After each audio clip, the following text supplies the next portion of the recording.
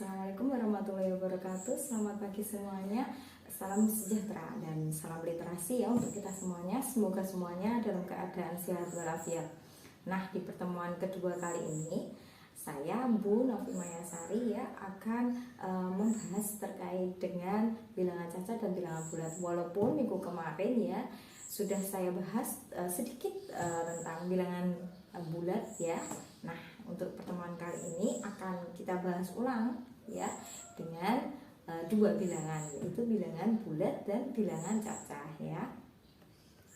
Nah, saya mulai saja.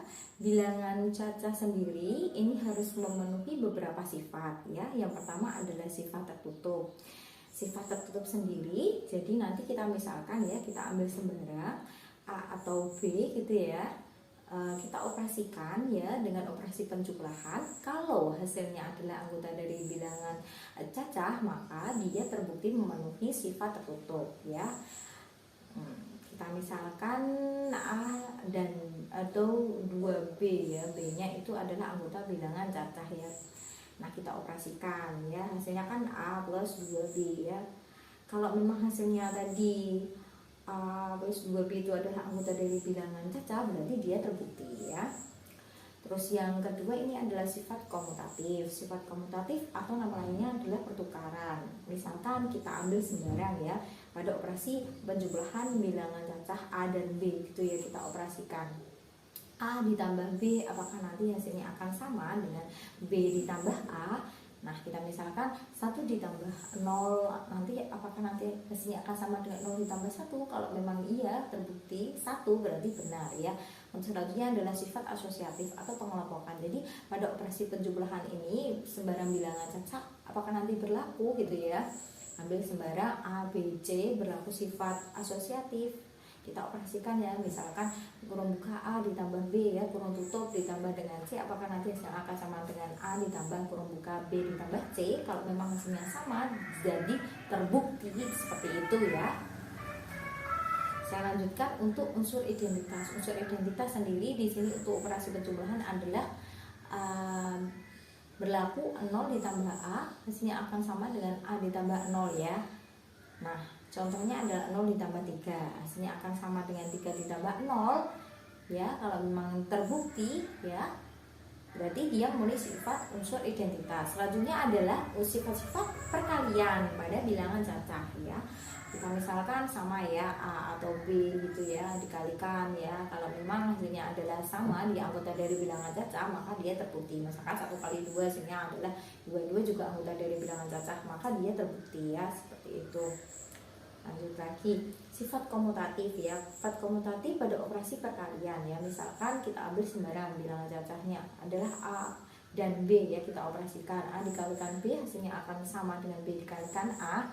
Misalkan 1 dikali 0, hasilnya adalah 0 dikali 1 sama 0, berarti dia terbukti. Selanjutnya adalah sifat asosiatif atau pengelompokan. Misalnya A dikalikan B ya, kurung buka kurung tutup dikalikan C ya, apakah nanti hasilnya akan sama dengan A dikali ya kurung buka B dikalikan C? Kalau memang sama, jadi dia terbukti ya.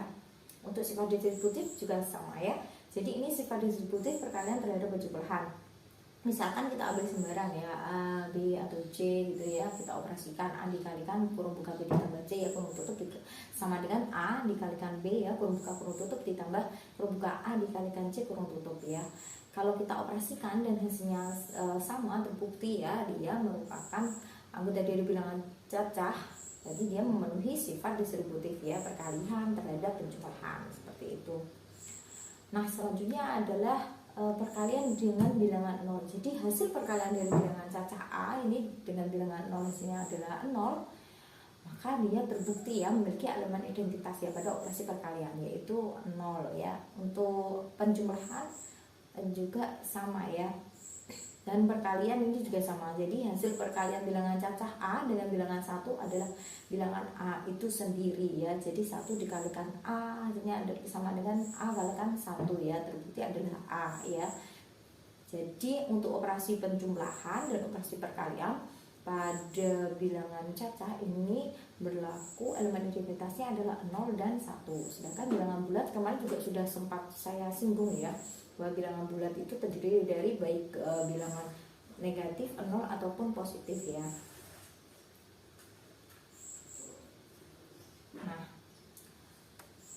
Untuk sifat-sifatnya sendiri pada operasi bilangan bulat ini berlaku sifat yang pertama adalah komutatif ya, baik itu sifat komutatif pada operasi penjumlahan ataupun perkalian. Kemarin juga sempat sudah saya singgung ya.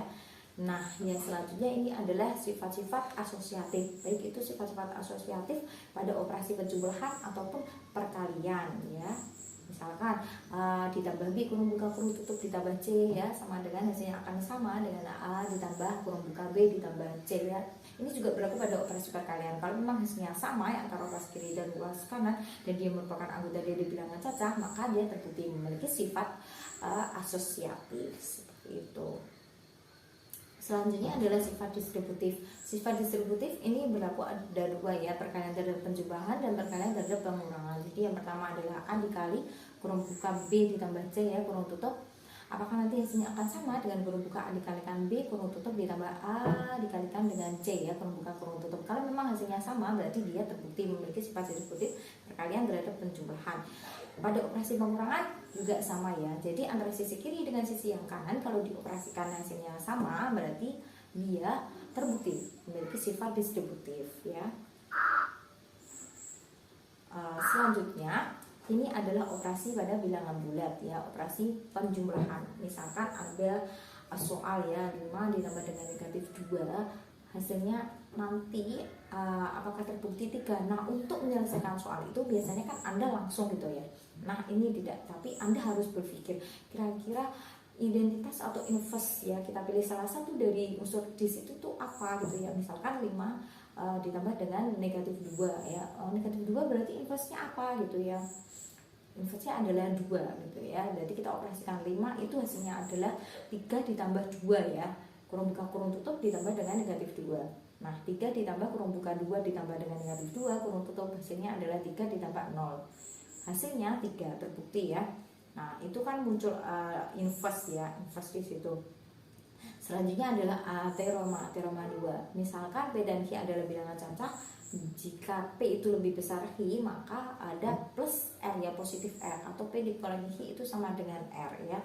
Untuk definisi 3, untuk P Q-nya ya bilangan cacah, itu penjumlahan bilangan bulat didefinisikan P ditambah Q ya sama dengan N kurung buka P gabungan dari Q. Jika P itu sama dengan NP dan Q sama dengan NQ ya, maka P irisan Q itu adalah himpunan kosong ya. Karena semuanya anggota itu masuk di situ ya. Karena tadi sudah terlihat jelas bahwa P itu adalah nilai NP-nya itu gabungan ya dari P gabungan Q ya. Untuk sifat kedua ini adalah negatif P kurung buka kurung tutup ditambah dengan negatif Q, hasilnya adalah negatif ya, kurung buka P ditambah Q ya. Nah, yang ketiga adalah P ditambah dengan negatif Q ya, kurung buka kurung tutup ditambah negatif Q ditambah P sama dengan P dikurangi Q jika P itu lebih besar dari Q ya. Yang keempat ini adalah negatif P ya, kurung buka kurung tutup ditambah Q sama dengan Q ditambah kurung buka negatif P itu sama dengan negatif kurung buka P dikurangi Q kurung tutup ya, jika P nya itu lebih dari Q, seperti itu. Untuk sifat perkalian sendiri ya, yang pertama ini pada teorema 4. Apakah nanti berlaku negatif P kurung buka kurung tutup dikalikan Q sama dengan negatif kurung buka P dikalikan Q dengan P-nya adalah bilangan bulat ya, itu teorema 4. Kalau teorema 5 sendiri, jika negatif P ya kurung buka kurung tutup dikalikan dengan negatif Q kurung buka kurung tutup sama dengan P dikalikan Q, untuk P-nya adalah bilangan bulat. Nah, apakah itu sudah terbukti gitu ya. Nah, itu perlu pembuktian lebih lanjut sebetulnya ya. Nah, akan kita bahas pada sesi selanjutnya, itu pertemuan selanjutnya. Untuk P-nya adalah bilangan cacah, berlaku perkalian pada bilangan bulat ya. Misalkan definisi di sini yang pertama adalah P dikalikan Q ya sama dengan N ya, kurung buka P dikalikan Q, kurung tutup dengan NP itu sama dengan NP dan Q sama dengan NQ ya. P dan Q itu adalah himpunan. Untuk yang kedua adalah negatif P ya, kurung buka kurung tutup dikalikan dengan negatif Q, kurung buka kurung tutup hasilnya adalah P dikalikan dengan Q. Yang ketiga adalah kurung buka negatif P kurung tutup dikalikan Q sama dengan P kurung buka negatif Q kurung tutup, hasilnya akan sama dengan negatif ya kurung buka P dikalikan dengan Q ya kurung tutup, seperti itu. Untuk sifat yang ini adalah operasi pengurangan dan pembagian ya pada bilangan bulat. Ini menurut definisi 7, untuk P dan Hi adalah bilangan bulat, selisih atau pengurangan Hi atau P itu ditulis P dikurangi Hi ya, adalah bilangan bulat R jika dan hanya jika P-nya itu sama dengan Hi plus R ya. Untuk teorema 8, untuk bilangan bulat P Hi R ya, ada bilangan bulat R yang tunggal sehingga P dikurangi Hi itu sama dengan R, dan R itu dapat ditulis R sama dengan P plus negatif kurung buka ya Hi kurung tutup. Untuk definisi 9, untuk P dan Hi adalah bilangan bulat dan Hi tidak sama dengan 0, maka P ya dibagi dengan Hi adalah bilangan bulat ya jika R nya itu ada. Sedemikian hingga Hi dikalikan R itu sama dengan P ya, P dibagi R itu sama dengan R ya jika dan hanya jika Hi dikalikan R itu sama dengan B. Itu ada beberapa teorema dan definisi ya. Kalau teorema itu perlu penelitian lebih lanjut ya. Sudah saya bahas di awal bahwasanya akan kita bahas selanjutnya ya terkait dengan itu. Nah, saya rasa cukup ya untuk pertemuan kali ini. Semoga hari ini menyenangkan dan semoga yang sudah saya sampaikan ini dapat Anda mengerti ya dan dapat Anda pahami. Saya rasa cukup ya untuk pertemuan kali ini. Saya undur diri dulu. Terima kasih banyak. Wassalamualaikum warahmatullahi wabarakatuh. Terima kasih.